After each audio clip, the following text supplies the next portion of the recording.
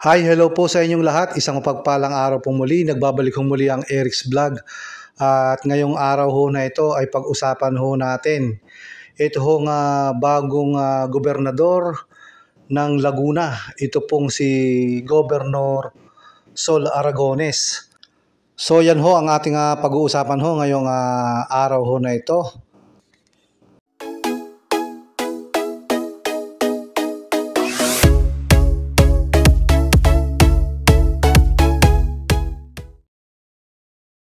Nagbabalik po muli ang Eric's Vlog. Ito ho yung sinabi ho ni Governor elect ng Laguna si Sol Aragones noon hong kasagsagan ng kampanyahan noon hong Mayo.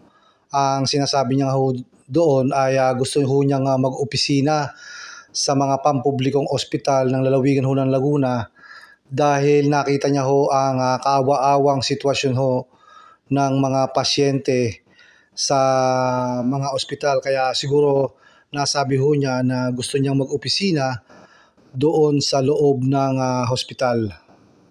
Pero ang isa ho nga umantig sa aking puso ay ito hong kanyang sinabi.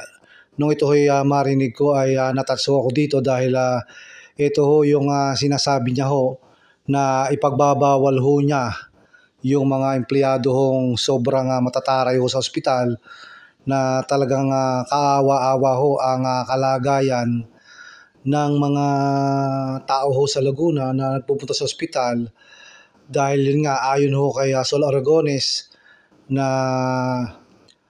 parang lagi hong ipinaparamdam yung hirap ho sa tuwing ang mga tao ay naroon sa mga ospital, nakikipag-usap at maaring karamihan sa kanila ay humihingi ng tulong upang maibsan ang kanilang mga karamdaman o ang kanilang mga kaanak. So yan ho yung nakakaantig na binanggit ho ni Sol Aragones noong araw ho ng kampanyahan doon ho sa lalawigan ng Laguna.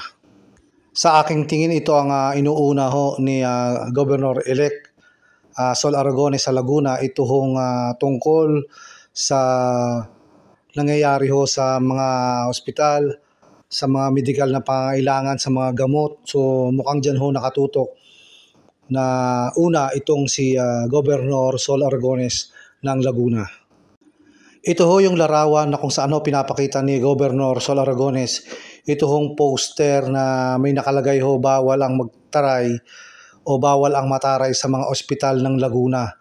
So ito ho sa pangkalahatan, ito ho ay ito ang kanyang panawagan dun ho sa mga empleyado ho sa mga ospital ng Laguna. At ito ho, seryoso ang kampanya o ang adhikain ho nitong si Governor Sol Aragones na ipagbawal itong pagiging mataray ng mga empleyado ho sa pakikitungo sa mga taga Laguna sa lahat ho ng hospital. Kaya ito seryoso siya na naglagay ng mga poster at ito ay nangyari dyan sa JP Rizal Hospital o Memorial Hospital sa Calamba, Laguna. Ayan ho, makikita natin na idinidikit ho sa mga o sa loob ng ospital itong poster na kung saan may nakalagay nga hong bawal ang mataray sa mga ospital ng Laguna at maaaring buong ospital ng Laguna ay lalagyan ng mga ganitong mga poster upang ipaalala na dapat ho hindi tarayan ang mga pasyente at mga taong bayan na nagpupunta sa mga kani-kanilang lugar sa mga ospital ho sa lalawigan ng Laguna. Kaya ito makikita natin itong si Sol Aragones, itong mga poster ay kanyang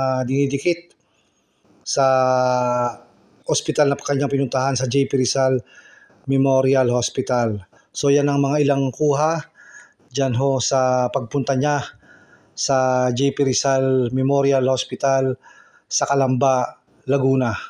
At makikita nyo dyan, nandyan ho lahat yung mga empleyado o yung mga tao ho sa loob ng mga ospital talagang seryoso ang kampanya o itong adhikain ni Governor Sol Aragones ng Laguna na ipagbawal talaga itong pagiging mataray ng mga empleyado sa ospital. At maaring hindi lang sa Laguna nangyayari mga bagay na ito, maaring sa iba't ibang ospital sa iba't ibang probinsya ay nangyayari din ito. So ito ho ang unang ginagawa itong gobernador ng Laguna na si Sol Aragones. So panoodin po natin yung kanyang binanggit noong kampanyahan. So ito ho, panoodin natin. Gusto ko ang mag-opisina sa mga pampublikong ospital ng lalawigan ng Laguna. Unang-una, ipagbabawal ko ang mga empleyadong matataray. Ayokong mahirap na. Ipinaparamdam pang mahirap ang ating mga kababayan. Kawaawa naman pong tunay. So yan ho ang ilan sa mga bagong hakbang ho na ginawa nitong si Governor Sol Aragones ng Laguna, at tila seryoso siya na ipagbawal itong sinasabi ho niyang kalagayan ng mga pasyente ho sa mga empleyado ng mga ospital, kaya pinagbawal ho niya itong mga ginagawa ng mga empleyado sa pakikitungo sa mga pasyente at sa mga nagpupunta ho ron ng mga tao sa iba't ibang panig ho ng Laguna. Ito nga hong pagiging mataray. So, yun ho, ibinahagi ko lang ho itong unang hakbang na ginawa ho ni itong Governor-elect ng Laguna na si Sol Aragones.